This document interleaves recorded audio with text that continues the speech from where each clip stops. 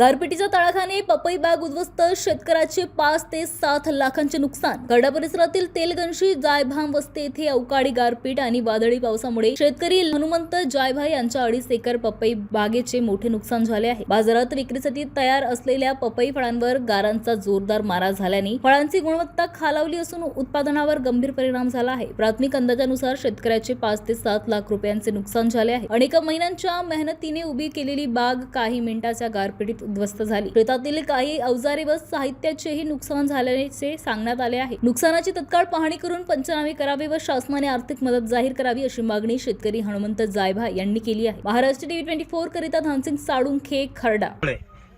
हनुमंत जायभाई यांच्या शेताचं जे शेतपीक होतं, पपईची जी लागवड केली होती ती पूर्ण गारपिटांनी नुकसान झाली आणि पूर्णपणे उद्ध्वस्त झालंय। यानंतर आपण शेतकरी हनुमंत जायभाई यांना विचारलं। मी हनुमंत ज्ञानोबा जायभाई, राहणार तेलंगशी, तालुका जामखेड इथला शेतकरी असून काल झालेल्या गारपीटमुळे माझ्या शेतात 2.5 ते 3 एकर पपईचं नुकसान झालेलं आहे।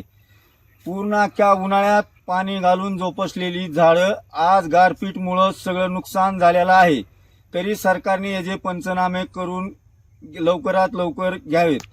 जो 5 ते 7 लाख रुपयाचं नुकसान झालेलं आहे। अख्ख्या उन्हाळ्यात त्याला तळहातासारखं सांभाळलेलं आहे।